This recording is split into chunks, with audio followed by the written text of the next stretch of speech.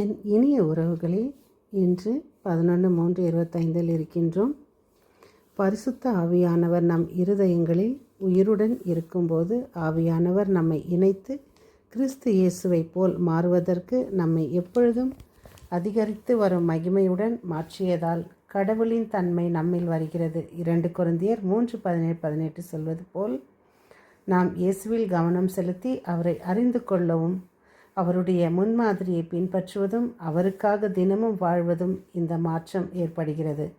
இந்த மாற்றம் இயேசுவோடு இயேசுவின் அன்பு சீடராக வாழ முயற்சி செய்வோம்.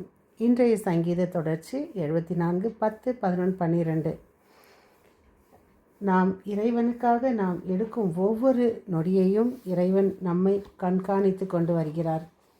இன்றைய தவ நாட்களில் நாம் தினம் ஒருவரை மன்னிக்கவும், உறவுகளுக்கு நாம் மதிப்பு கொடுக்கவும், உறவுகளும் ஒன்றாக இருக்கவும், உறவுகளை கொச்சப்படுத்தாமல் நாம் அதை காத்து கொள்ளவும், நம்மிடமிருந்து கருணையற்ற பார்வை, பிறர் வளர்ச்சிக்காக நல்வாழ்விற்காக தவறை சுட்டி காட்டுவதில் தவறில்லை.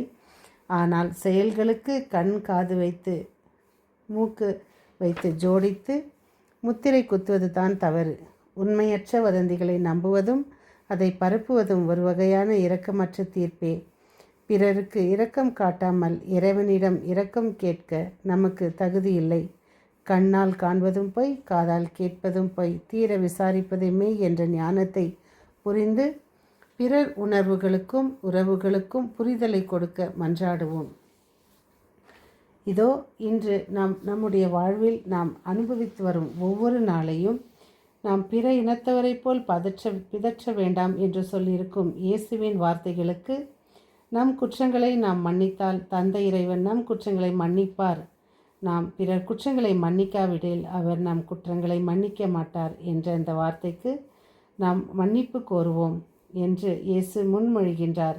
வெறும் வார்த்தைகளாக அல்ல, மாறாக தம் வாழ்க்கை வழியாகவும் இதை நமக்கு தெளிவுபடுத்தினார். இறைவன் வெறும் ஆன்மீகத்தில் மற்றும் அவர் ஆத்மத்தை மற்றும் நமக்கு பலியாக தரவில்லை, உடலையும் பலியாக தந்தார்.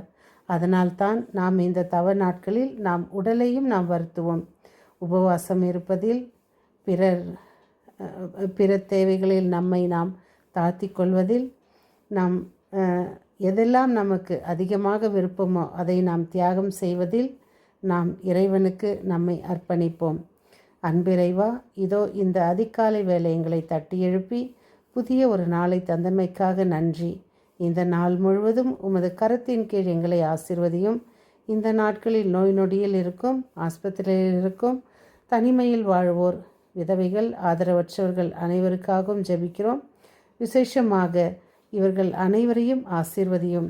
இன்று உலக பிரகாரமாக எக்ஸாம் எழுதி கொண்டிருக்கும் அனைத்து மாணவ மணிகளையும் ஆசீர்வதியும். அவர்களை ஞானத்தால் நிரப்பும். இதோ இந்த மன்றாட்டுக்களை எங்கள் ஆண்டவராகிய இயேசுவின் பாதத்தில் அன்னையின் மூலமாக நாங்கள் சமர்ப்பிக்கின்றோம்.